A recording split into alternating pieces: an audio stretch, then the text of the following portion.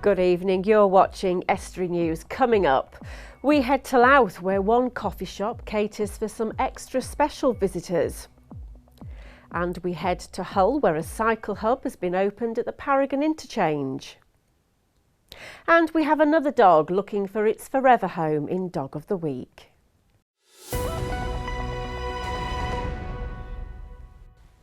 Welcome to Estuary News. I'm Emma Lingard, but first here's Richard Morris with the news headlines.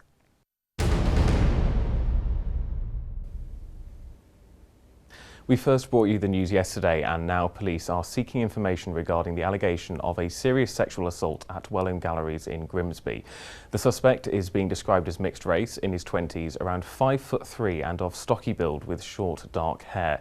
He was wearing baggy trousers and a light coloured t-shirt at the time of the attack. As he left the scene, he was carrying a jacket. Two people who were in the area at around 12:34 a.m. on the evening may have seen the suspect and the victim, and police are keen to speak to these people. If you have any information which could assist the police in their inquiries, then the police are urging you to make contact. A meeting at Wintringham School on Wednesday evening looked to tackle issues of child sexual exploitation in the Humberside Police region. Recently, the council has been holding training sessions for taxi drivers in spotting the early signs of child sexual exploitation. Well, the thing about child sexual exploitation is that everybody's got a role to play. So in terms of the campaign that we're launching, they say something if you see something, that affects everybody, and taxi drivers, hoteliers, B&B operators, teachers, everyone has a role to play in terms of they might see something that they're concerned about, or that they think is insignificant, and that piece of intelligence or that piece of information could form part of a bigger picture in terms of supporting a vulnerable child. And finally, it's Monte Carlo or bust for one group of fundraisers from North East Lincolnshire. A team of the Grimsby and Cleethorpes Lions are making the trip to the south of France in a £300 banger in aid of the Lincolnshire and Nottinghamshire Air Ambulance. Their vehicle was sponsored by a local company, and participant Terry Brown is delighted with the response of businesses and the public. I am so proud of the community for sort of giving back and allowing us to help people. We wouldn't be able to do this without their support, and businesses have been ever so helpful and supportive. I've not been involved in anything like this. I don't think the Lions have, although I'm aware that one of our members who's going has actually done this before, so I'm relying on his expertise. And you can donate to the cause by searching the cause on Just Giving. That's all from me, and I'll be back with more news soon. Bye for now.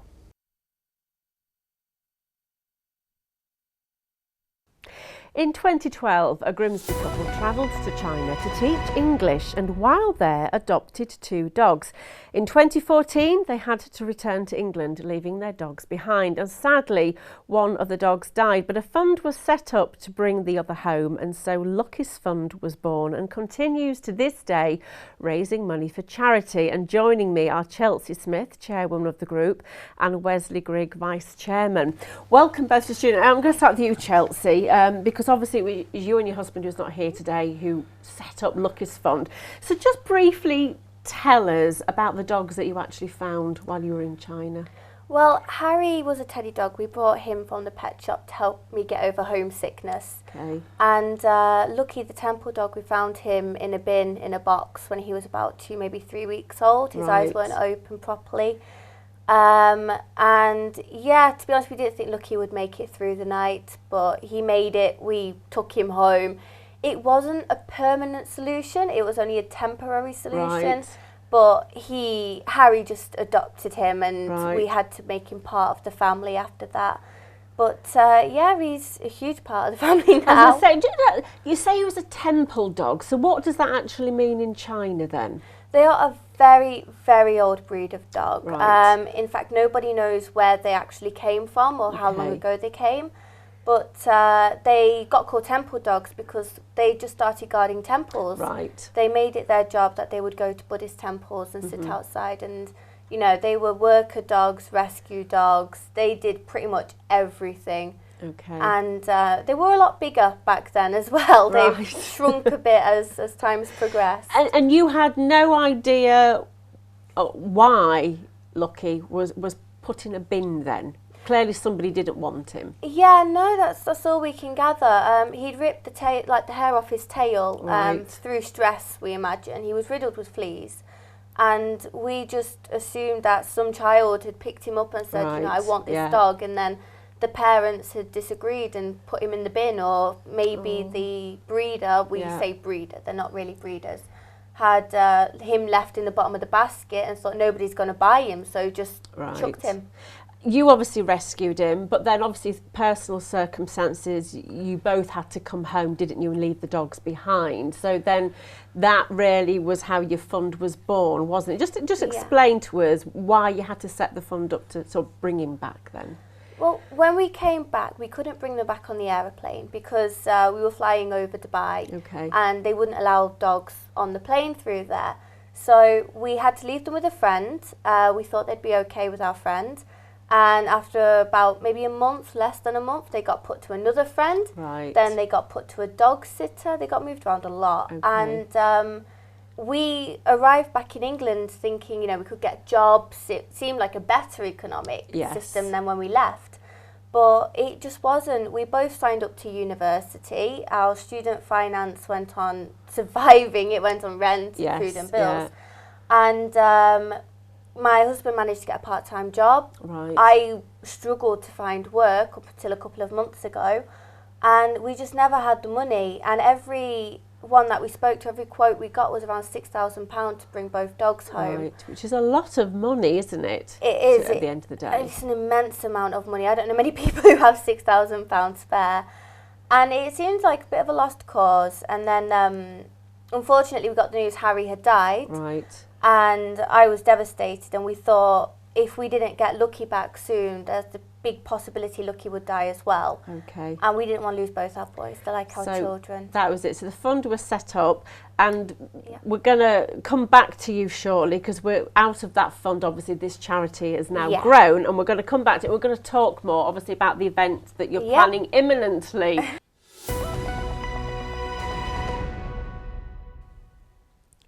Cities and towns around the country have been embracing the idea of cycle hubs where people can leave or rent bikes. Now Hull has become the latest city to get one, and it aims to bring a variety of benefits to the city, as Dave Nunn found out when he pedalled on down to the Paragon interchange.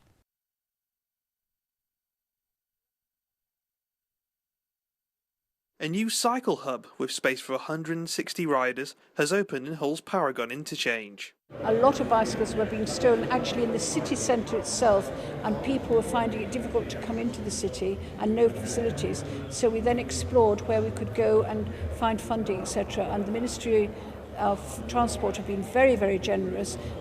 They've given the main bulk of the funding for this hub, and they're going to try and set up similar things all over the country so that people can come either by train or by bus, walk in with their bikes, or if they want to hire a bicycle they can walk in and get one, or they can come with their own bicycles, as you can see, and for very cheap costs, £1 a day, and then £5 for 7 days, etc., etc. They can then book their bikes in, and it's 100% secure.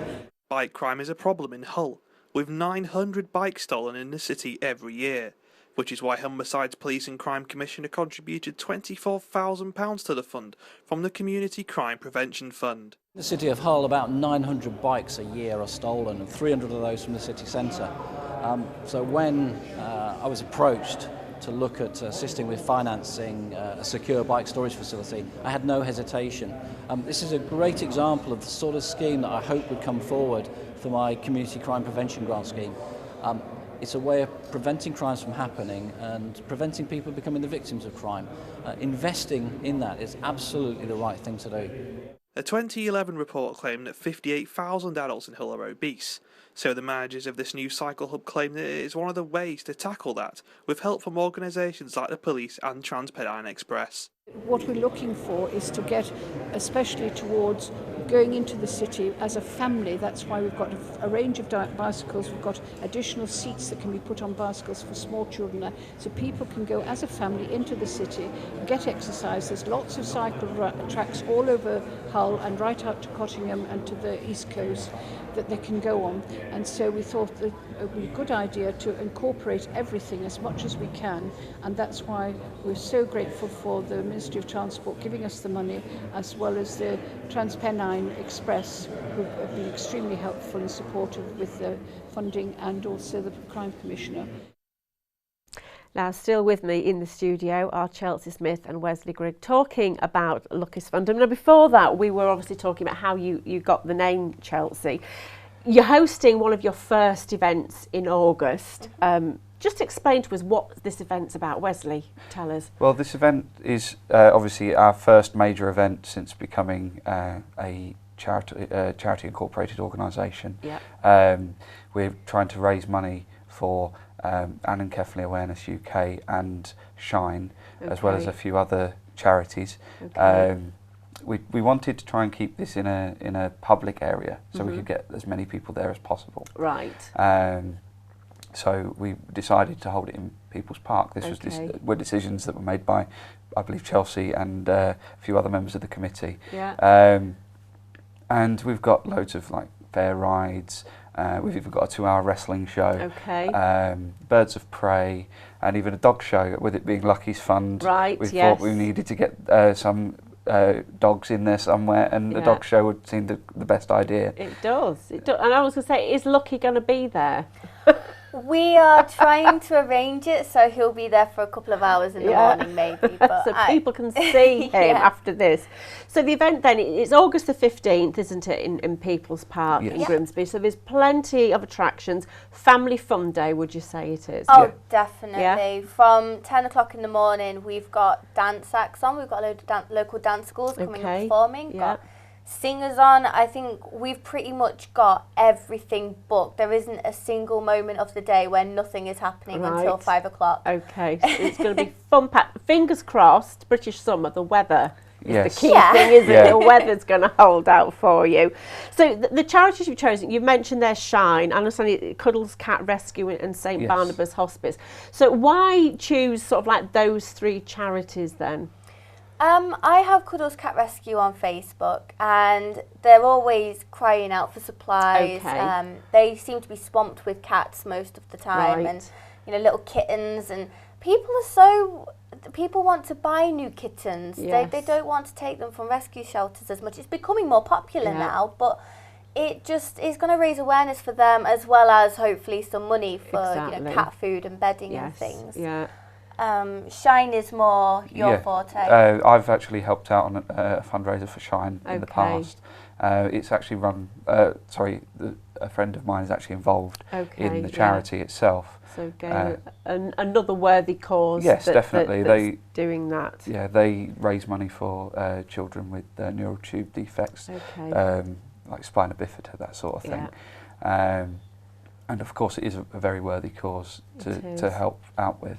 And that was why we chose to use those. Brilliant. Well, we're going to have to stop it there, but thank you both for coming in, and fingers crossed that Lucky's Fund continues to raise money for these charities. So just to remind people, that is on the 15th of August from 10 a.m. to 5 p.m. in People's Park in Grimsby. So thank you.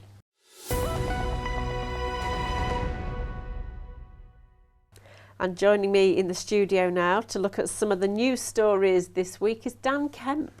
I'm sure you were on the sofa yesterday. Well, you asked me. You're in charge. I'm sure you can have Dave Nunn if you want. I've slept since yesterday. I can't remember. You've not asked Dave Nunn to do it? No, I haven't. He needs a haircut. Right, yes, yeah. Come on then, tell me, what have we got today? First story, we've got a couple of we'll go with good news today, I think. 200 jobs to be created at the Siemens plant in Hull within the next couple of weeks. Greenport. What jobs are they seeking this time? These are building jobs, and within the next couple of weeks they're going to start the building work underway, and 200 jobs will be available. The actual construction of the site. Yes. Now, as opposed to manufacturing. Of course, there are going to be, I think, over 1,000 jobs altogether. But the first 200 in putting the site into place for opening at the end of 2016. That's going to be going on in the next couple of weeks.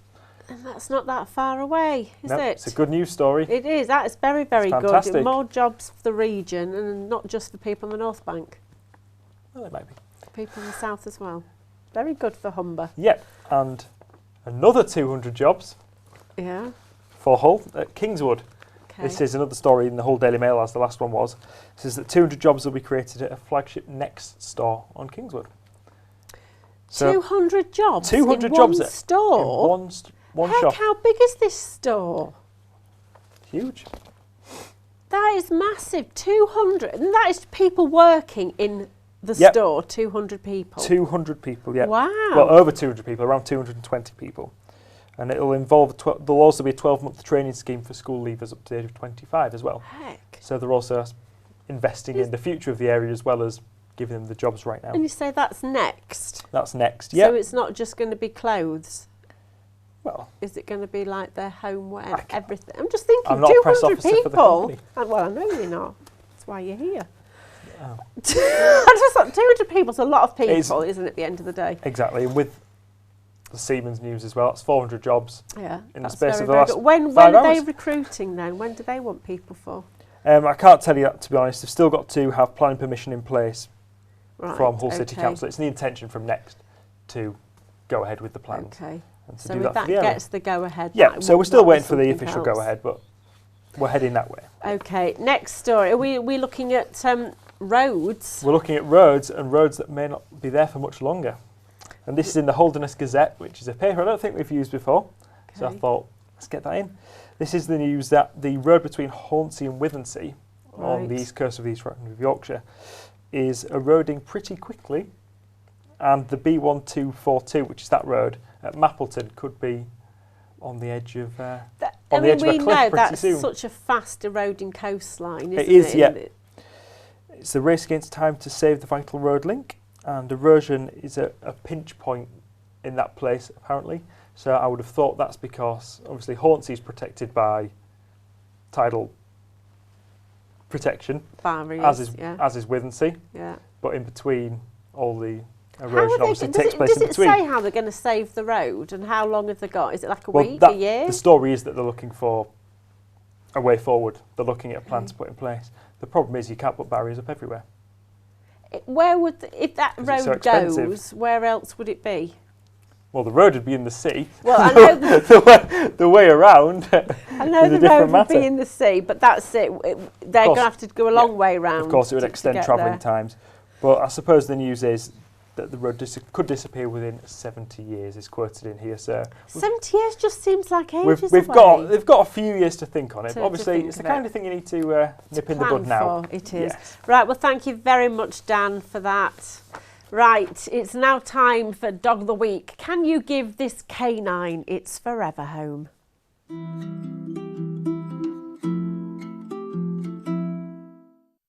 Dog number 99 is Whiskey, 6-year-old Shih Tzu Cross Yorkie. Can't be rehomed with children, having been rehomed once. It did come back from just nipping at a kid, but obviously it was maybe down to the kids that happened. He's just had a re-trim up, and he's a lovely little dog, really. The owner of a coffee house in Louth got a nasty shock recently when he thought the intruders had broken in. Fearing for his business, he quickly went to see what was going on, but what he found left him speechless. Erica Barker went to investigate what was lurking in the shadows. Larder's Coffee House in Louth. A warm drink, maybe a read of the paper, like any other coffee shop, you could say. But spooky tales and the supernatural lay wait up these steps. Could we finally have proof that the dead walk among us? I didn't actually believe what I was seeing because we have a live feed to the mobile phones, so I was actually at home when the camera's activated. I've got to come and check it out. So I've got in the car with my wife, we're on our way. My son's seen more movement, so he's called the police because we honestly thought it was burglars. But when they arrived, no one was there. Well, no one human. So what we've actually seen is around the sofas to the right of me is movement and shadowy figures. We couldn't actually make out what we were looking at, but definitely something not right.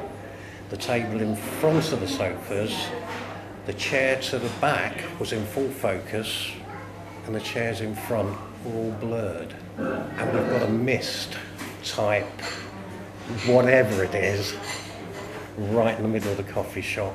And the spooky goings-on don't stop there. Well, it's been a running joke for a couple of years with the staff. Because we're on 4 floors, we work with two-way radios. And they're well aware, and it's been a bit of a giggle, that there have been voices on the radios when no one's actually been on them. The other girls are a bit freaked out by it, but I'm just interested. I'm just intrigued to know what it is and who it is and how they died and why they're here. Is it affecting custom? It seems not. Some places have a cold sort of feel. This place doesn't. I mean, it's a lovely place. So, I'm fine having a coffee here. I'd come back again and recommend it to other people. So. Whether it's mist or something a little more sinister, you're a believer or a skeptic. Only time will tell.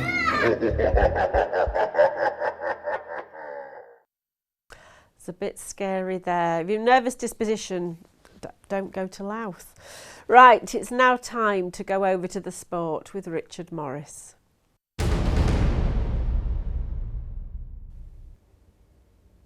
At Cleethorpes Cricket Club, they host the Lashings All-Star 6 event, hoping for revenge, having been unlucky in last year's match. Among the All-Stars competing in the event are Alex Tudor, Devon Malcolm and Tino Best, Sajid Mahmood. The 25-over match at Chichester Road between Cleethorpes and the All-Stars is due to get underway at 3 p.m. on Friday afternoon.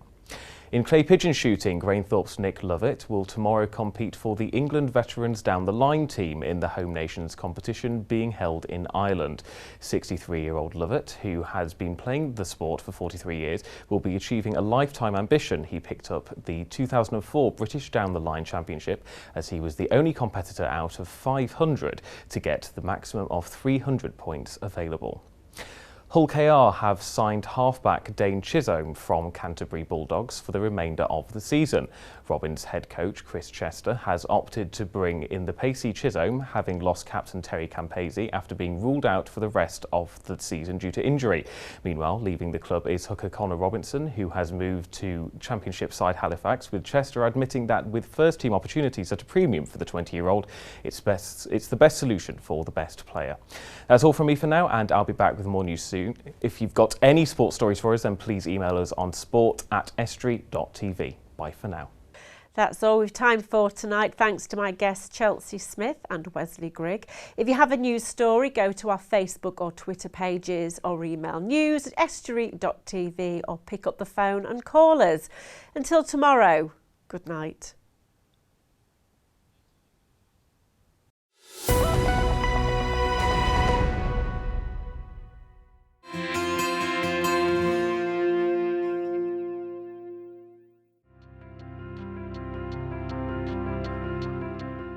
Hello and welcome to Estuary TV's weather. Low cloud on Friday, some thundery showers easing off later with highs of 20 degrees Celsius. Saturday windy with sunshine and scattered showers.